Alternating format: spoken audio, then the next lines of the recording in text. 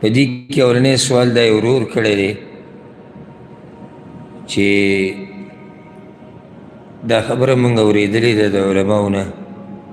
چې حدیث کې راغلی دي چې څوک د شپې په شپه کې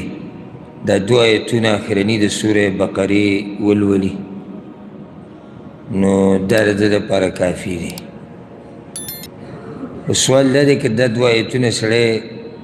د شپې په دې منځونو کې په یو منځه کې ووایي، ماښام منځه کې دغه 2 آیتونه ووایي، ماسخوتن کې ووایي، نو دا به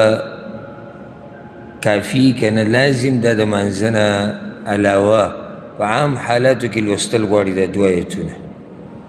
الجواب صحیح بخاری سے مسلم کی حدیث تے دا ابو مسعود رضی اللہ عنہ وی رسول صلی اللہ علیہ وسلم وی من قرأ بالآیتین من آخر سورة البقرة فی لیلة کفتا سوک چی دا سورة بقری دا آخرنی 2 آیتون دا شپی وی دا دا دا پارا کافی دی. آخرنی 2 آیتون آمن الرسول دا آیت تے بیور پسی آیت دا صحیح حدیث تے صحیح بخاری سے مسلم کی او د ورور دا سوالم ډېر مفید دی چې دا به لازم منځه نه علاوه بل څه حال کې وی که نه منځه کې هم ویلی شي. نو ګوره د حدیث کې داسې رسول وسلم څه نه دي ویلي،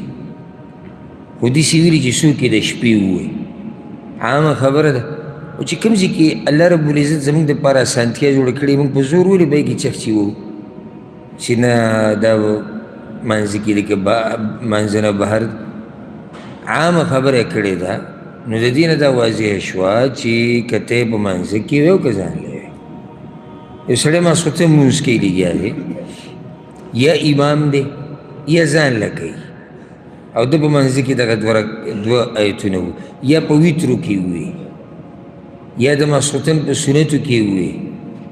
یا یې د ماښام په سنتو کې ووی، نو د عملو کو ځکه چې رسول صلی الله علیه وسلم چې څوک د شپې دا 2 آیتونه دا خو شپه ده نو بیا رسول صلی الله علیه وسلم دا نه دي ویلي چې څوک یې ووایي په منځه کې که نه بهر د نو خبره عامه ده که ته یې منځه کې او که ته یې بهر د منځه نه. مقصد څه دی؟ د شپې د دې 2 آیتونو لوستل دي، بس مقصد دغه چې ته د شپې په هره برخه کې چې خو چې ته دغه 2 آیتونه ولولې دا ستا دپاره کافي دي. دا ته زیاتي فایده ذکر کوم چې کافي څه مطلب دی، کافي د څه نه شو. صرف دې لپاره ته ذکر کوم چې موږ ته پته ولګي ډېر وروڼه او خویندې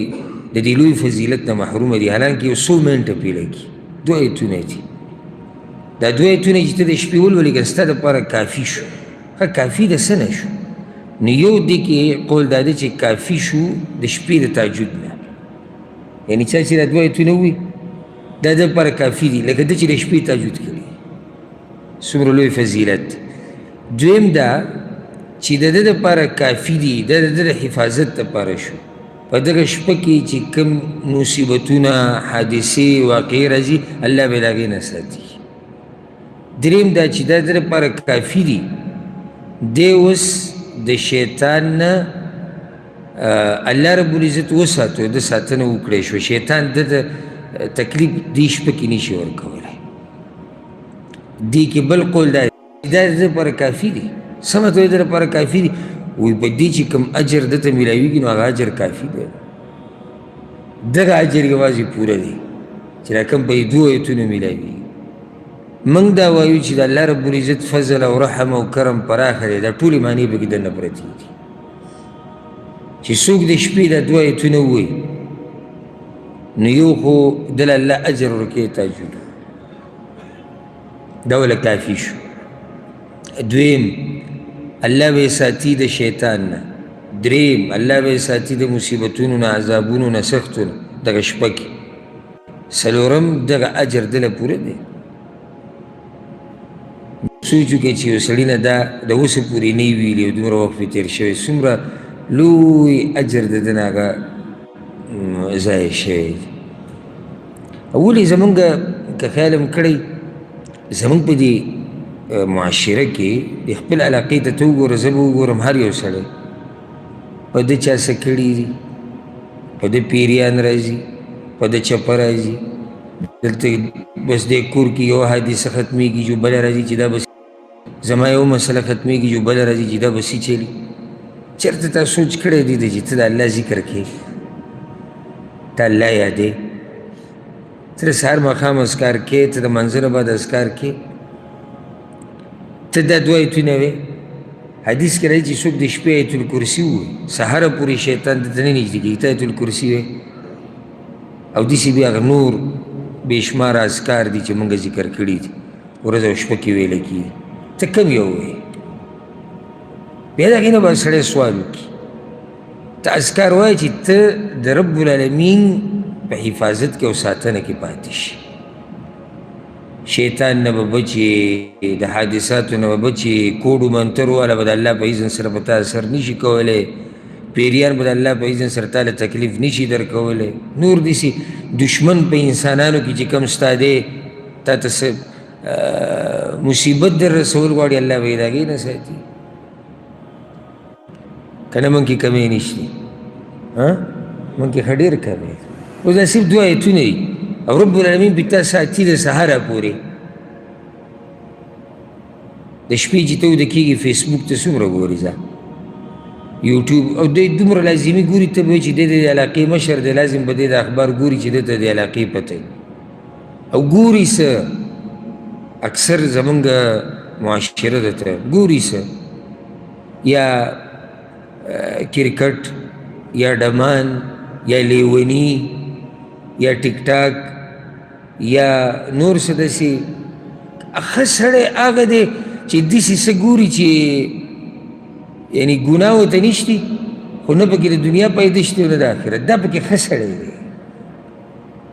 دا ښه سړی دی چې لکه داسې څه ګوري صحیح ده چې ګناه پکې نشتي خو پیدې هم نشتي نه په دنیا کې نه په آخرت کې نور دا راشه وګوره څه څه ته موږ ناست یو څه څه موږ ګورو کوم طرف ته د معاشره روانه والله سړی پې سخت غمجن شي او افسوس کې شي قومونه نور قومونه کم طرف ته روان دي موږ کم طرف ته روان موږ ایله بیله ټیک ټاک له او فحاشۍ له او دې له زور ورکو یعنې خلک مخې ته ځي موږ په شا روان پښتانه مشهور وو په دې باندې چې دوی د پردې او د حیا او د عزت خیال ساتي په کار دی دې کې ترقي شوی دی چې موږ داسې ویلی چې د پخوانۍ زمانې نه اوس خلک ښه شوي دي نه چې څومره ورځې او شپې تېرېږي موږ پسې روان یو موږ هغه اشته چې کوم ښه صفات دي موږ کې هغه موږ بیلو څه د لاسه یو څو روپو د لاسه چې په انټرنېټ باندې ګټلی کېږي بعضو ته خپلې ښځې راویستې دي په خپله او دا دومره عجیبه دنیا ده که نه چې څومره سپک وي او څومره د خباستونه کول په پښتنو کې به زه پښتنو خبره کوم پښتنو کې به ته چلېږي ډېر احتیاط سره یې کوم زه به خپل هم پښتن یم خو کوم چې حقیقت دی هغه به حقیقت وي په هغې پرده خو نه شو راچولی اوس الحمدلله د پښتونخوا د پولیسو ته مخه شوې ده الله دې ورته ښه مخه کړي چې دا څومره خباستونه یي چې دا ټول ختم کړي الله دې ورله طاقت ورکړي او د چا چې دې طرف ته سوچ شوی ده الله دې هغه له اجرونه ورکړي دا د معاشرې کامیابي ده دا هغه حقیقي په معنو سره په پښتنو په معاشره باندې خفه کېده دي چې ته دوی ته هغه لارې بندې کړي کومې لارې چې د دوی د تباهۍ دي او هغه لارې ورته کولاو کړي کومې لارې چې د دوی د کامیابۍ دي که هغه دنیوي کامیابي ده او که هغه د آخرت کامیابي ده رب العالمین دې زموږ دا معاشره د هر قسمه ګناه نه وساتي او دغه خلکو ته چې په کږه لار روان دي رب العالمین دې ورته هدایت وکړي الله دې پوه کړي مقصد د خبرې دا دی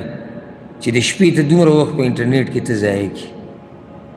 دا چې ما ته یو به پکې ما ته وایي چې نه زه یې نه ګورم دی به هم کم سے کم لس منټه خو به تېرې که نه دا لس منټه ګوره ما ډېر لږ ووي خو کم سے کم ځه دې لس منټو کې چې ته صرف 2 منټه د الله ذکر وکړي رب العالمین دې دا ټوله شپه ساتي ټوله شپه او سحر به راپاسې طبیعت به دې برابري او منزله به هم ځې کېدای شي تهجد توفیق ته هم میلاو شي موږ ټوله شپه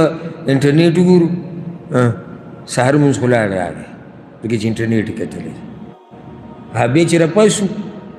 نو څوک را سره خبره نشي کولی ډایرکټ ورته خوله ووځي چې هلته طبیعت هم خراب دی کار نه لاړ شو د کار مزه نشته کار نشو کولی مزدوري کې برکت نشته ولې ځکه چې موږ ټوله شپه خرابه کړې ده نو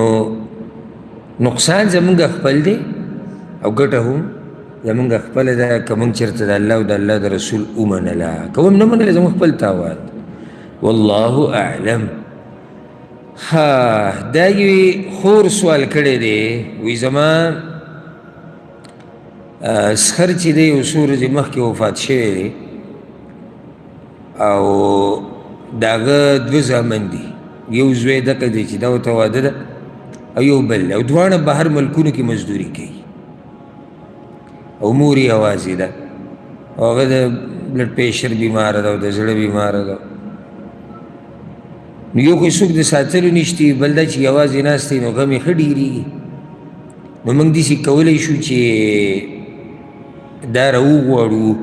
ترتیب وله جوړ کړو دا موږ سره دا وخت تیر کړي او په دې کې به د عدت هغه وخت هم راځي سوال اصل کې دا دی د خاوند د کور نه به وځي زوی کې را به ځي او هلته به عدت تېروي پوه نه شوي سوال باندې پوه شوي الجواب دا مسله موږ بار بار بیان کړې ده چې اصل دا دی چې ښځې له نه دي روا ښځې له نه دي روا چې هغه شپه تېره کړي د عدت په دوران کې په بل ځای کې سوا د هغه کور نه چې کوم کې ده اوسېده او د خاوند سره وه په دې باندې خو اتفاق ته د مسلمانانو داسې دي چې اختلافي مسله هم نه ده امام ابو داود امام ترمذي امام نسایي حدیث راوړی دی چې رسول وسلم هغه زنانه ته ویلي وی په هغه کور کې به وخت تېرې الذي جاء فيه نعي زوجک هغه تا ته چې پکې د خاوند د مرګ خبر راغلی د کوم وخته پورې حتی یبلغ الکتاب اجله تر دې چې نیټه خپل وخت ته ورسي نیټه د څه شي د عدت هغې بیا هلته وخت تېر کړو څلور میاشتې او لس ورځې دا اصل دی استثنایي حالات څه دي هغه دا اوس یو ښځه یوازې کور کې اوسېږي لکه دا چې ده بوډۍ هم ده د زړه بیمار هم ده بلډ پریشر بیمار هم ده څوک نشي چې خدمت یې وکړي بل دا چې دا یوازې ناست دی نو د خاوند غمونه سوچونه او فکرونه ښه خرابوي ضرر ښه ډېرېږي په داسې حالاتو کې دا استثنایي حالات دي دې له جایز دي چې دا د زوی په کور کې دغه عدت تېر کړي یا داسې یو زنانه ده چې ښه ځوانه ده بیمار هم نه ده روغ رمټ نه خو یوازې اوسېږي یریږي د غلو نه یریږي کور ته څوک رانشي خواوشا کې څوک خپلوانو کې نشتي نه څوک تپوس والا نږدې شتي دا هم استثنایي حالات دي په داسې ټیم کې که دا زنانه وایي زه پلار کره ځم هلته وخت تېرو موږ هم تېرولی شي لکه څنګه چې دا زنانه ده او د شیخ ابن باز رحمه الله نه یو سوال هم شوی د هغه په فتاوه کې شتي دا سوال تې شوی دی وایي زما خور ده چې هغه د ریاض نه بهر اوسېږي 800 کیلومتره لري او د هغې خاوند تېر شوي هفته کې وفات شوی دی او د هغې ټول خپلوان په ریاض کې دي یعنې دا د دې خاوند سره صرف یوازې یو دغه کلي کې چې هغه 800 کیلومتره لري او بیا د دغه هلک چې مړ دی د هغه پلار بوډا سړی دی هغه خپل خدمت نشي کولی د زوی بوله خدمت کو نو ما له دا جایز دي دا رورې وایي ما له دا جایز دي چې زه د خپله خور دلته راولم او دا عدت دلته تېر کړي نو شیخ ولم دغه جواب ورکړی چې دا ضرورت دی دې ټیم کې څنګه یوازې هلته پرېږدي او هغه بوډا چې کوم دی هغه په خپله چاته ضرورت لري چې د هغه څوک خدمت وکړي نو هغه ورته را دا ویلي دي شیخ رحمه الله وی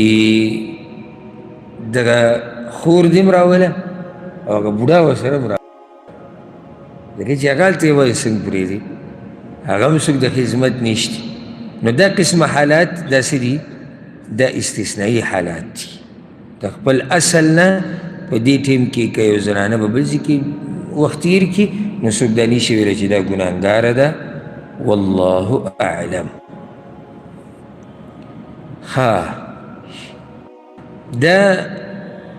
یو ورور سوال کړی دی، ډېر عجیبه سوال دی، کیدای شي بعضو ته ډېر ناشنا ښکاري شي، خو ډېر فایدهمند دی. ډېر فایدهمند په دې دی چې دا مسله داسې ناشنا ده، عجیبه ده. عجیبه مسله چې سړی ناشنا زده کړي نو سړی ورته خوشحالېږي، علم کې اضافه راځي. دی وایي ما دا خبره اورېدلې ده چې کومه جنۍ چې مړه شي او واده شوي نه وي، د دې دا مرګ د شهادت دی. یو زنانه واده شوې نه ده او دا مړه شوه، دا مرګ یې د څه دی؟ شهادت دی. دا خبره صحیح ده او که نه ده؟ جواب که دې تاسو واورئ تاسو لازم تعجب کوئ،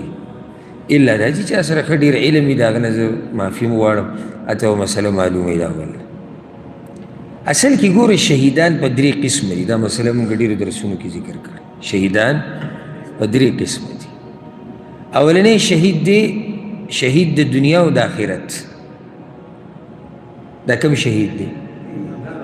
چې دی د کافرانو په مقابله کې مړ شي. شهید د دنیا او د آخرت. ښه مؤمن دی، د الله د رضا دپاره وتلی جهاد له او په جهاد کې مړ شو. نو څنګه شهید د دنیا او د آخرت؟ یعنی شهید د دنیا، د شهید دپاره چې کوم احکامات د دنیا دي هغه به په ده لاګو کېږي. دله به غسل نه ورکې، د کفن نشتی، په ده جنازه لازمي نه ده، او دغه خپلو کپړو کې او وینو کې او دې کې به یې ښخوي. ښه شهید د آخرت هم دی، الله به په آخرت کې هم د شهیدانو اجر ورکړي، دا خو واضح. دویم قسم شهید چې دی هغه شهید د آخرت دی، یا د دریم به تېره مخکې کړو ځکه چې دې کې تفصیل به کوو. دریم قسم شهید هغه دی، دویم قسم چې هغه شهید د دنیا دی او د آخرت نه دی. شهید د دنیا دی، د آخرت شهید نه دی. دا هغه سړی دی چې د ریاکارۍ دپاره جهاد له وتی دی، یا د جاسوسۍ دپاره وتی دی، یا د ځمکې او د غیرت په نوم وتی دی، د الله دپاره نه دی وتی او دی مړ شو. نو موږ خو به هغه شهید چې کوم احکام دي ظاهره کې هغه خو پرې لاګو کوو ځکه چې نیت یې موږ ته نه دی معلوم. خو آخرت کې شهید نه دی، الله ولا په آخرت کې د شهید اجر نه ورکوي. ولې؟ دی خو د الله دپاره نه و راغلی، دا واضح شو. دریم چې کوم شهید دی هغه شهید د آخرت دی خو د دنیا نه دی. شهید د آخرت دی، د دنیا نه دی. او هغه چې الله به په آخرت کې د شهید اجر ورکوي خو دنیا کې پرې د شهید احکام نه لاګو کېږي. هغه حدیث کې راغلی دي یو سړی د خېټې د بیمارۍ نه مړ شو، د خېټې د مرض نه مړ شو. دغه شان یو کس باندې دیوال راولیدو مړ شو، د غره نه راولیدو مړ شو، د خپل مال عزت اهل په دفاع کې مړ شو، دغه شان اوبو کې غرق شو مړ شو، اور کې وسوځېدو مړ شو. دوی ته شهیدان ویلی شوي دي، خو دا شهیدان ګوره د آخرت دي، د دنیا نه دي. دلته څوک دا نشي ویلی لکه اوس یو سړی دی هغه ته د خېټې داسې بیماري ولګېده چې هغه ته مړ شو، دی شهید دی. خو شهید د کوم ځای دی؟ آخرت ته. څه مطلب د آخرت دی؟ یعنی اوس څوک دا نشي ویلی چې دله به غسل نه ورکې، دله به کفن نه ورکې، په ده جنازه به نه کې. نه، دا احکامات د دغه یو شهید دپاره دي هغه چې جهاد کې دی، د ده دپاره نه دي. د دې آخرت کې به الله اجر ورکوي خو دنیا کې به د سره موږ هغه معامله کوو کومه چې موږ د عام مسلمانانو سره کوو. ورسېدی به دي په دوی کې یو دقه دی. حدیث کې دا راځي، امام ابو داود حدیث راوړی دی او پای کې داسې دی رسول الله وسلم وایي الشهادة 7 سوى القتل في سبيل الله. د الله په لار کې د مرګ نه علاوه شهادت 7 قسمه دي. رسول الله وسلم بیا هغه شمارلی دي، دغه ما چې کوم ذکر کړو دغه پکې دي. اخره کې رسول الله وسلم وایي والمرأة تموت بجمع. شهید والمرأة تموت بجمع. و د دې څه مطلب دی؟ د دې په مطلب کې علماو اختلاف دی. اولنی قول دا دی چې د دې دا مطلب دی چې کومه زنانه د ماشوم د پیدایښت له لاسه مړه شي د شهید، دا مشهور قول دی. یو روایت کې داسې هم راځي چې زنانه په 40 کې، خو هغه هم د ماشوم سره تعلق ساتي، یعنی د ماشوم د لاسه چې دا مړه شي نو دا څه ده؟ دا شهید. خو دې کې دویم یو تفسیر داسې دی والمرأة تموتو بجمع وی مانا آغا زنانه چی سړی ولا لاس نه دی وروړی او دا مړه شي نو دا څه ده دا شهیده ده اگر که یو کمزوری روایت کې داسې راځي سندن کمزوری دی چې هر هغه زنانه چې مړه شي ماتت بجمع او دې ته چا لاس نه وي وروړی دې ته څوک نارینه نه وي نږدې شوی دخلت الجنه دا به جنت ته شي نو اوس حاصل د جواب به یو سړی چې ووایه راته چې دا زنانه چې دا خاوند یې نه وي کړی واده شوي نه وي او مړه شي دې ته به د شهادت مرتبه میلاوي او که نه نو جواب د هغې دا دی ګوره دا حدیث رسول وسلم په عربۍ کې ویلی دی ژبه خو عربي ده او عربۍ ژبه کې د دې ټکو دغه دوه احتمالات دي یا خو هغه زنانه چې هغه د ماشوم د پیدایش کې مړه شي یا هغه زنانه چې هغه واده شوي نه او مړه شي او مونږ وایو د رب العالمین فضل پراخه دی څنګه یې په یو دغه باندې بندو نو داسې وایو چې زنانه انشاءالله مسله داسې ده چې زنانه په دې دوو کې چې په هر حال مړه شو که د ماشوم په پیدایش کې مړه شي ماشوم د لاسه مړه شي دا به شهیدی او که دې واده نه یې کړی او مړه شي دا به شهیدی دا مسله تاسو مخکې اورېدلې وه تا خو به اورېدلې نه دې اورېدلې که څوک دا سوال وکړي چې لکه ولې ګوره واضح ده چې دې صبر کړی دی نو سړی وایي چې دا صبر خو سړی هم کوي هلکان ځوانان چې واده یې نه کړی او مړه شي هلک هغه څه کولی شي او هغه طاقت ول الله ورکړی چې هغه زنانه ول الله نه دی ورکړی هغه زنانه ول الله نه هلک کله وویم وایي زه واده کوم کور کې لوښي موښي مات کړي مور تنګۍ را تنګۍ ته پلار ته ووایي چې ماله واده وکړي کله داسې مرور شي کور نه وځي تره کره ماما کره پروت او ته پته ولګي جنۍ خو دا کار نشي کولی جنۍ دا کار نشي کولی او دا مړه شي په داسې حال کې نو الله رب العزت بوله مقام د شهادت ورکوي والله اعلم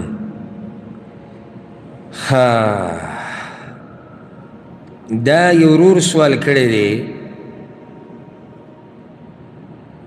وی چې کله یو سړی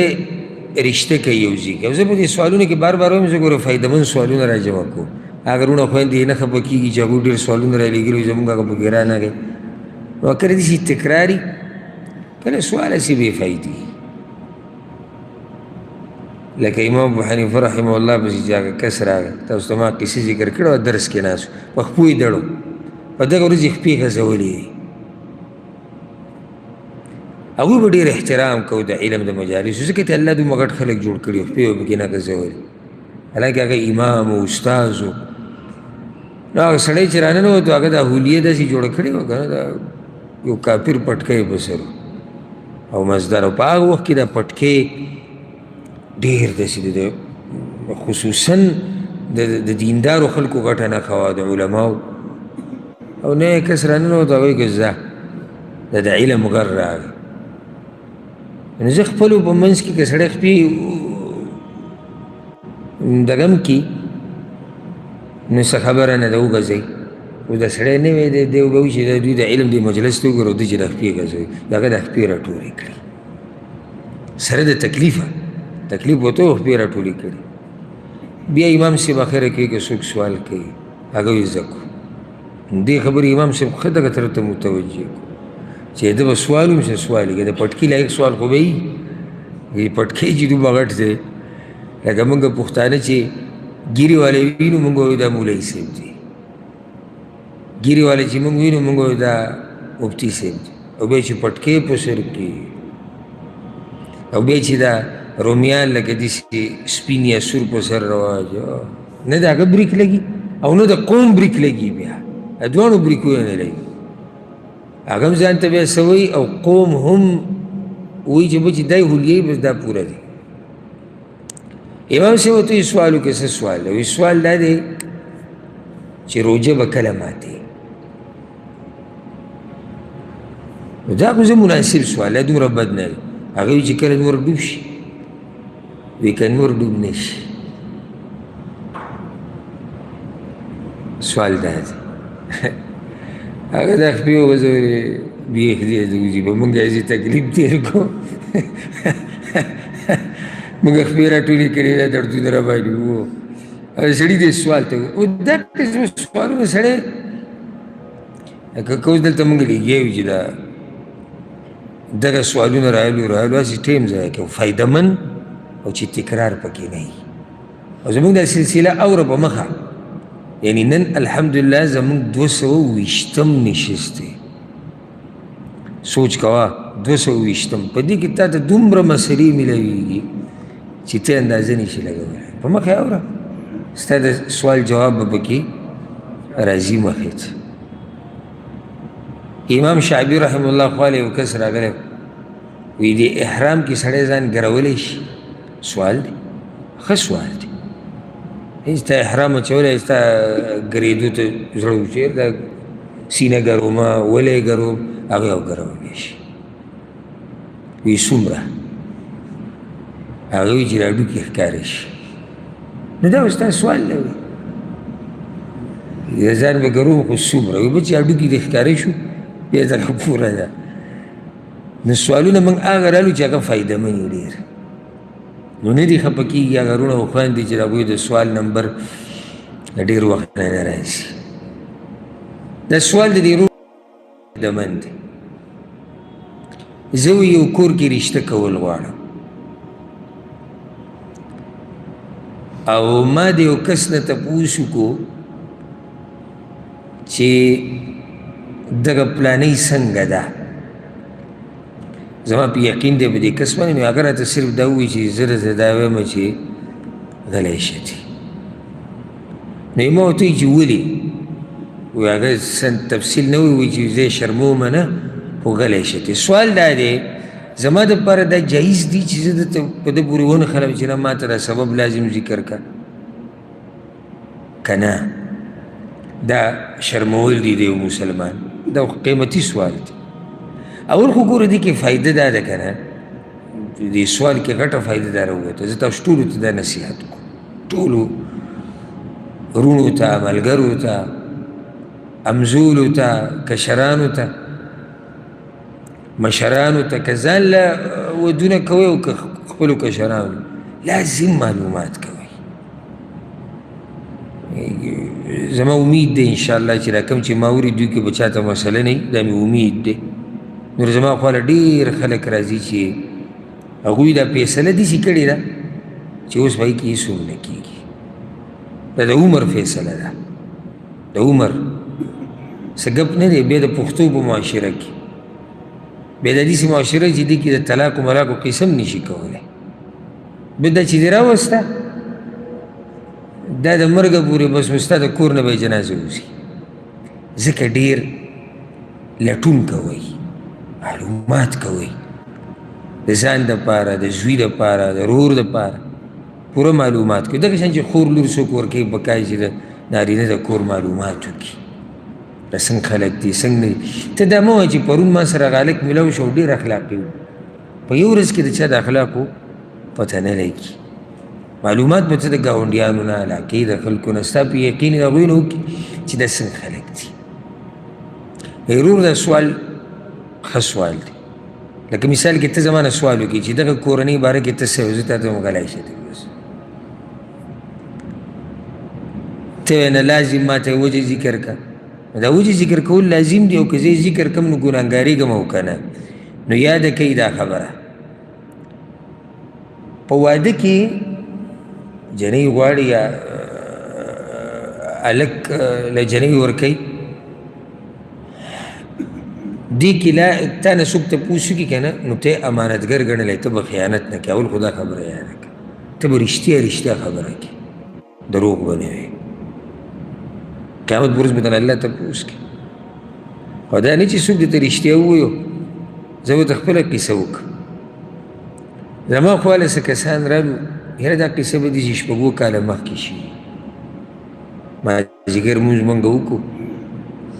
بیا ما سره بهر میلاو شو ما ته وی مونږ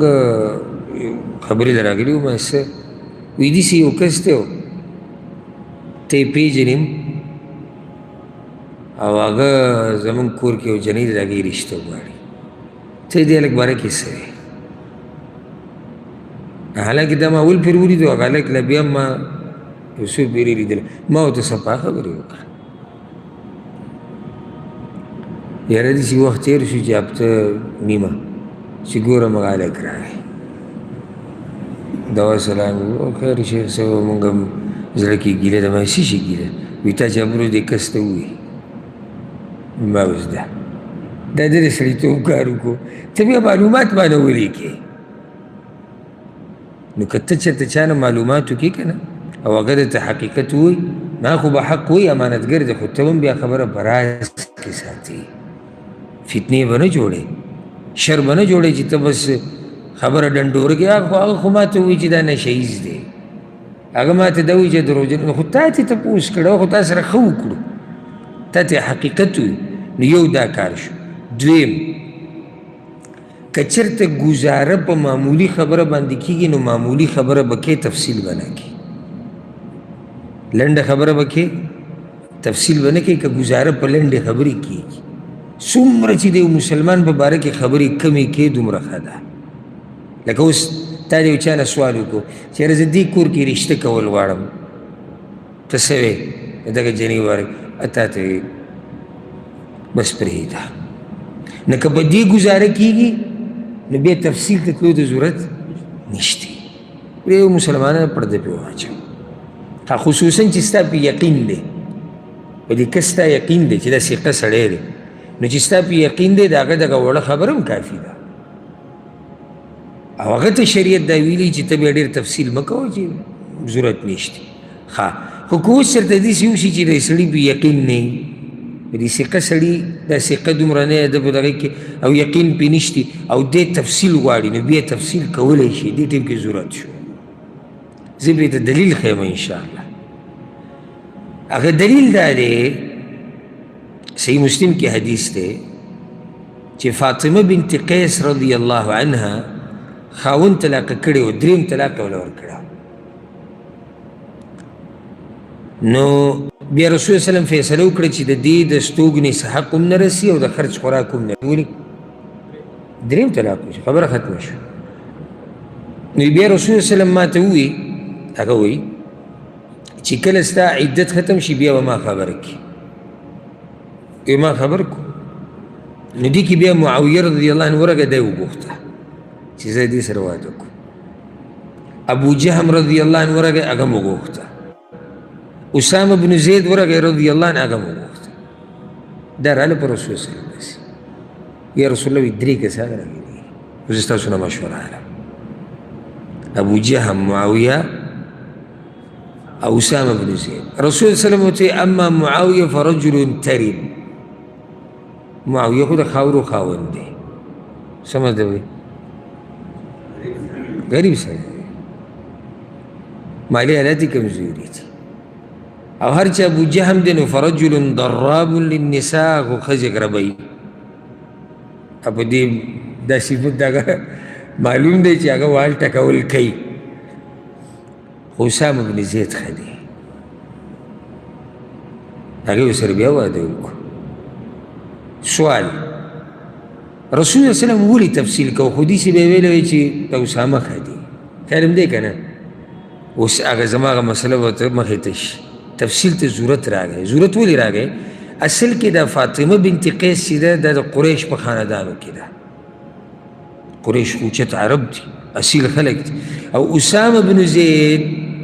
د رنګ نه تور دی پلار د ده چې دی هغه غلام او مری څه نسب او خاندان د ده داسې نشتي نو فاطمه ګرانه ده چې ده ته راضي شي خیال هم دی که نه نو دا تفسیر یې وکړو چې د دې توجه ده طرف ته شي د اسامه طرف ته اوس هم ونه رسېدې زما په خبره ځکه که دا تفسیر یې نه وی کړی نو دا نه مطمئنه کېده په اسامه باندې او دا د اسامه نه په خاندان کې زوروره ده، په ښایست کې تیم اوچته ده، په خاندان کې تیم اوچته ده، دې ورته غاړه نه ایښوده. خو چې کله تفصیل وشو چې ابو جهم وهل ټکول کوي معاویه، نو د دې اوس دې طرف ته سوچ ته اړتیا او بیا اسامه ښه دی. اوس تاسو په مسله پوه شوئ چې تفصیل ته ضرورت نه وي مې یې کوه، که ضرورت راغی ویې که او تا په دې باندې الله نه رانیسي، په دې الله تعالی نه رانیسي. دا هغه غیبت نه دی چې سړی وایي چې غیبت دې وکړو او شریعت خو د غیبت نه منع کړې ده. بعض راولګي د یو ځای مسله په بل ځای ولګوي، شریعت خو د دې نه منع کړې تاسو غیبتونه کوئ توبه وباسئ. نه، په بعضو حالاتو کې رب العالمین د دې قسمه خبرو اجازت ورکړی دی. والله اعلم. او دا نه چې بیا مخکې قصه بیان کې نور ورته چې ده راته داسې ویلي،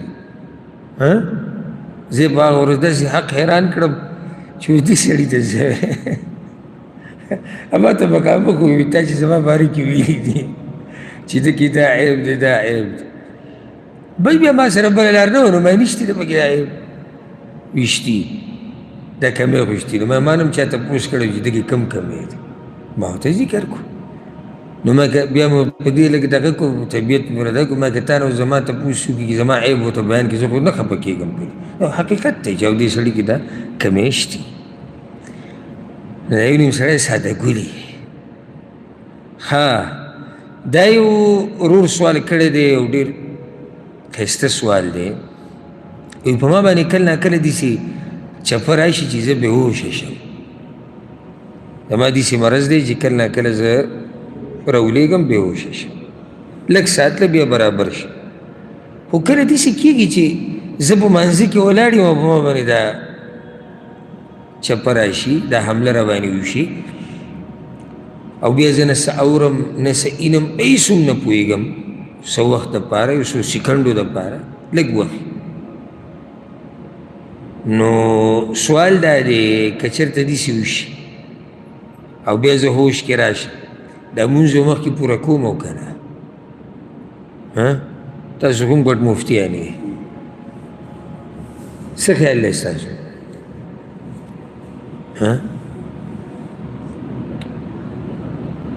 دلته د اکثر د ځان نه سم تقوادار جوړ کړي، ډېره کې چې موږ کینو د امت دا غټې مسلې راړو. څه وایې ته؟ څه تا ته ولي خډاریک څه څه وایې؟ سوال دا دی چې یو سړی مانځه منځ کې به بېهوشي راغلی یو څو سیکنډو له، ډېره نه څو سیکنډو، او بیا هوش کې راغلی، مونځ مخکې پوره کوي. بل څه ته ډېر جګه جذبه کې راپاڅېدې سړی.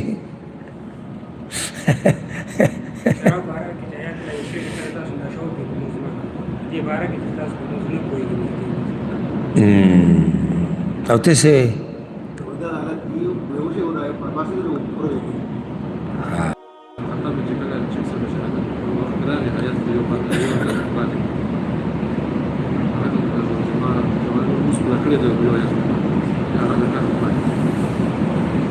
خیر ستا استدلال ته ښه سوچ دی، ښه طرف ته دی، خو هغه استثنایي حالات دی، سړي باندې ځنکدنې او سخت دی. جواب د دې دا دی یاده کوي دا خبره چې کله هم د یو انسان عقل کار پرېږدي، وعي ختمه شي، دی نه محسوسوي هغه څه چې خوا کې دي، نه اوري نه ایني، اگر که یو څو سیکنډو لهی د ده اودس مات شو، د ده اودس مات شو، مفتي صاحب او تا او دی دواړه په یو لار یې، د ده اودس مات شو. ولې؟ عقل ختم شو. کیدی شي د ده اودس مات شوی، یعنې څه خارج شوي، او چې سړی اوده شي مات شو که مات نه شو، نو بیا خو ستاسو د خبرې مطابق بیا هم اودس صحیح دی. نو ځکه عقل چې ختمیږي په یو څو خبرو سره، اولنی خوب خو کوم خوب زورور خوب په دغه خوب سره اودس نه ماتېږي دا هسې هغه اولنۍ جټکې غوندې کې نه سړی په دې خوا او شا په دې خلکو پوهېږي خو داسې پوره پرې نه پوهېږي دې سره اودس نه ماتېږي ولې ځکه چې دی په ځان پوهه دی خو چې ښه جوور پکې ورننوځي او خڼاري کوي لکه خیال هم کړی دی مکه مدینه کې اکثر دا مصریان ما لیدلي دي پراته به او چې مؤذن ووایي قد قامت الصلاة قد قامت الصلاة دی 5 ګنټې اوږده و ښه او ماسپښین لمانځه له به سړی راپاسي بس خپل جانماز به بیا داسې مخکې ریسي په اوږدو پروت وي بیا په پلنو کې او په منځ دی لکه اودس ته خو 5 ګنټې اوږده وي لکه اوس دې ته هم سړی د خوب هغه اولنۍ جټکې وایي نو چې هغه اصلي خوب به کمې وي منځنی د دې خوب سره اودس ماتېږي بله حدیثونه موږ څو پیرې ذکر کړي دویم عقل ختمیږي په څه سره په لیونتوب سره لیونی سړی په ځان نه پوهېږي دغه شان عقل ختمیږي په بېهوشۍ سره کله چې سړی بېهوشي شي که نه نو دی په ځان نه پوهېږي نو موږ دا وایو حاصل د خبرې دا شو د یو انسان چې عقل ختم شو شعور ختم دی په څه نه پوهېږي څه نه اوري اگر که یو څو سیکنډو لګي د ده اودس مات شو چې اودس یې مات شو مونځ یې ختم شو دی به د اول سر نه اودس به وکړي او بیا به دا مونځ کوي ټول مونځ به د اول سر نه کوي والله اعلم ها دا یو ورور سوال کړی دی وایي کله سړی داسې وکړي چې په دې بدن باندې تیل ولګوي د شړشمو تیل ولګوي زیتونو تیل ولګوي بیا اودس سردام کوي او په هغه لاس باندې اثرات یي په خپو باندې اثرات یي دا اودس سردام کیږي که نه کیږي الجواب اول خو دا مسله یاده کوي چې په غسل او اودس سردام کې دا لازم دي چې په سرمنه اوبه ولګي هر هغه شی چې سرمن ته اوبه نه پرېږدي هغه به لرې کې هر هغه شی چې سرمن ته اوبه نه پرېږدي هغه به لرې کې لکه اوس الله وایي مخ وینځئ فاغسلوا وجوهکم ها ستا په دې مخ باندې دې ځای کې په دې ننګي باندې څه شی لګېدلی دی تا د هغې سره مخ وینځو تا مخ وینځو سوال تا مخ وینځو ولې دې نه دی وینځلی مخ چې څه ته وایي خو تا پوره نه دی وینځلی اوبه نه دي رسېدلي دغه شان لاس دغه شان خپې او حدیث کې داسې هم راځي امام ابو داود راوړی فاذا وجدت الماء فامسه جلدک اچھا سره چې اوبه نه دي اوبه نه هغه ته رسول سلام وایي تیمم کوه صحیح ده خو وایي چې اوبه دې وموندې نو سرمن ته به یې ورسئ معنی چې اوبه په سرمن لګېده لازم دي اوس راځو ضرور دې مسلې ده وایي تیل یې لګولی دي ګوره دا خبره یاده کړئ هر شی چې موږ په بدن لګو که نه دا 2 قسمه یو هغې چې د هغې یو جسم یو حصه داسې پاتې شي چې ته یې لرې کولی شي دا اوبه مکمل دننه نه پرېږدي دا به لازم لرې کې لکه مثال پرې درکړم تاسو ذهن ته څه مثال راځي رنګ شو غره اوس دا رنګ لګېدلی دی سړي لاس باندې سپین رنګ لګېدلی دغه ځای ته اوبه نه رسي ولې ځکه چې که دی داسې په نوکو باندې دلته کوشش وکړي لږ نو دا رنګ ترې راوړي د هغې یو جرم شتي یو بدن شتي خو هر هغه شی چې صرف اثر یي بس نو دې سره سردام برابري او په دې کې تیل هم دننه راځي لکه اوس یو سړي لاس غوړ کړي دي لاس یې غوړ کړي دي بس دی چې لاس وینځي اگر که هغه غوړوالی پکې لږ لږ ښکاري خو دې سره اودس چاردام برابري هېڅ حرج نشته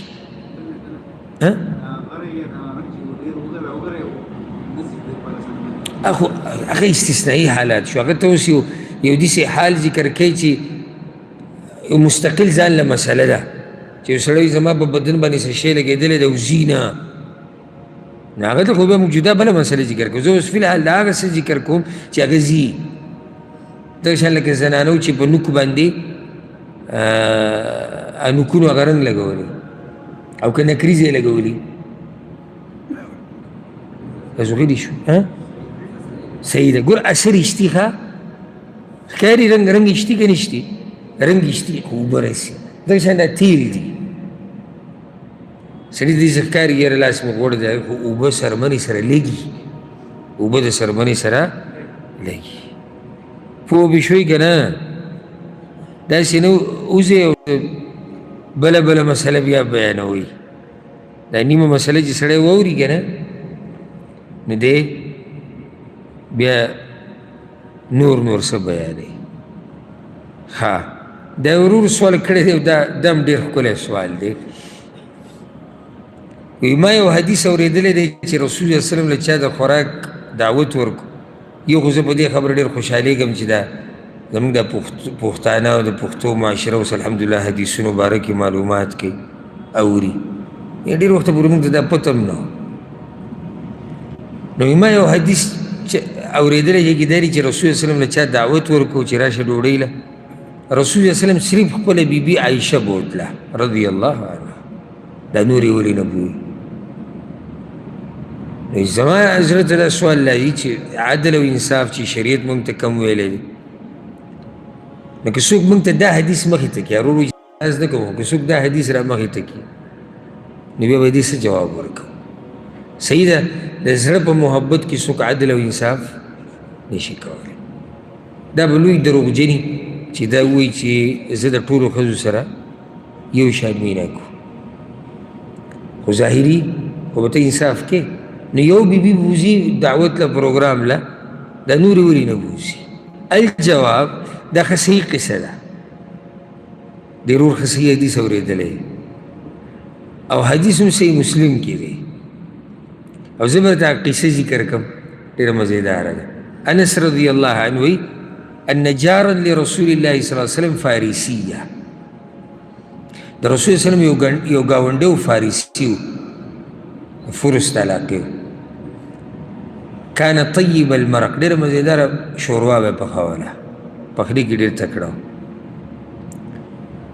نو هغې ورځ رسول وسلم له خوراک تیار کړه ثم جاء يدعوه بیا راغی دعوت یې وله ورکړو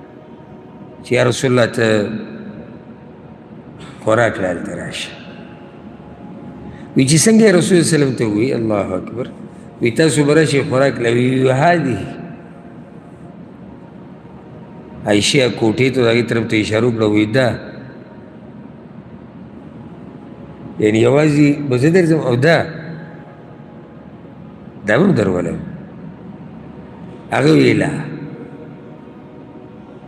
دا به نه راولې نبی رسول وسلم وی چې لا زه بیا نه درځم هغه لاړ بیا راغی رسول وسلم دعوت ورکړي یا رسول الله روټۍ لګې تاسو راشي هغه ورته ویې وهذه او دا هغه وی لا رسول وسلم ته دویم پیر کې وی چې لا زه بیا نه درځم بیا څه وخت بعد راغی رسول وسلم له دعوت ورکړو رسول وسلم ته وی وهذه او دا هغه نعم او دا دیمشي فقام يتدافعان حتى اتيا منزله انس رضی الله عنه چې ما ولیدو چې بیا رسول صلی الله علیه وسلم روان شو ورسره بیبي عایشه روانه شو د هغه کور ته ورغلو ضرور دا سوال دی چې یو بیبي رسول صلی الله علیه وسلم په مخ یې دی او دا نوري الجواب د دې ډېر احتمالات دي چې ولې رسول صلی الله علیه وسلم دا یادوي اول خو زه تاسو ته دا ووایم دې ورور د دې تپوس نه دی کړی چې ولې دا سړی په دوو پیرو کې وایي چې ته عایشه مه راوله ځکه چې دا سوالونه پکار دي که نه چې نو د هغې جواب دا دی دی ځان له غریب و دومره څه یې تیار کړي چې هغه د رسول وسلم کافي و او ده دا غوښته چې په رسول وسلم یې لوږه ولیده نو په پیغمبر سړی مین د پیغمبر د بیبي نه زیات امتي په پیغمبر باندې دې کې شک نشته او ایمان دی نو ارمان یې دا دی چې پیغمبر صلی الله علیه وسلم راشي او ښه ډوډۍ وخوري چې موړ شي که دا ورسره راشي بیا خو به دوه شي. هلته د هغه مالي حالات داسې دی نو دا د دې مې نه ته وضاحت وکړو بغیر دې نه چې دې ورور تپوس کړی چې دی ولې دوه پیرو درېم پیر کې ده بیا ځان یې ورته برابر کړو چې زه به دا دې هم شي لکه چې دې نه بغیر رسول وسلم نه راشي داسې د هغوی حالات وو په موږ باندې الله دنیا څومره پراخه کړې ده او زموږ دې ناشکرۍ ته وګوره زموږ دې ګیلو شکوو ته وګوره خوارې خولې به موږ نیولي خو که څوک رانه تپوس وکړي بس لیست به د شکو روان مزدوري نشتی او بدن دیسی او موبایل دیسی او پلانې شی دی لکه تاله چې الله کوم نعمتونه درکړي دي ډېر خلک د هغې په ارمان کې دي ډېر خلک یعنې یو سړی پیغمبر له دعوت ورکوي او د هغه حالات دی موږ عام لکه دعوت هم نو هسې د ملګري سره روان یو راځئ د پلاني هوټل کې ډوډۍ نه خورو ښه ټیټ خرچه وکړو او یو سړی خپل پیغمبر له دعوت کوي او د هغه دومره وس نه راسي او د هغه پیغمبر حالات داسې دي چې په هغه باندې لوږه ښکاري اوس ضرور دی سوال نه راځي چې ولې صرف عایشه زموږ په دې اولنۍ مسله خو پوه شو حفصه به یې بولې زینب به یې بولې ای احتمالات یو احتمال هغه دا دی یو احتمال هغه دا دی چې په دغه ورځ د عایشه رضی الله عنها بعض علماو دا جواب کړی په دغه ورځ د عایشې په کوټه کې د خوراک بلکل څه نه و دا حالات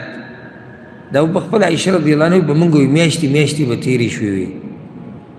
او کور کې به څه پاخه نه شو نو په دغه ورځ د هغې په کوټه کې بلکل څه نه و د نورو سره څه نه څه وو نو رسول وسلم وایي چې دا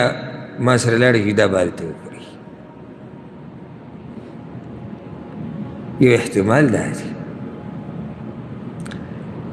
بل دا دی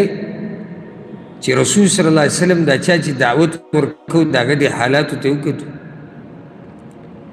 نو د سره دومره ګنجایش نشتی چې دا نورې بیبیانې هم ځان سره بوځي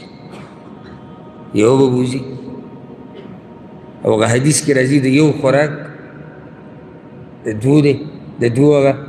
د څلورو دی د څلورو هغه او داسې پکې الله برکت اچي نو رسول وسلم که دا نورې بیبیانې بووې نو بیا خو هغه سړي دومره پروګرام نه و کړی نو هغه ځان سره یو بوه او یو هم هغه بوتلو چې په کوم هغه به ټولو کې زیات مهم څه اشکال پاتې شو خو فایده زموږ ټولو دپاره دا شوه چې کله چې په مسله پوهه نه شي که نه نو خپل عقل ملامته کوه چېرته موږ قرآن او حدیث نه ملامته کړي قرآن او حدیث کې هېڅ عیب او مشکل نشته مسله ټوله زموږ په عقل کې ده مسله زموږ په علم کې ده باقي چې کوم سوالات دي د هغې جوابات به پر روان نشست کې ورکو رب العالمین دې موږ له د شکر د ادا کولو توفیق راکړي الله رب العزت دې دا کم نعمتونه چې موږ له راکړي دي الله دې زموږ نه اخلي او الله دې دا نعمتونه موږ ته ښه پراخه کړي هذا والله أعلم وصلى الله وسلم على نبينا محمد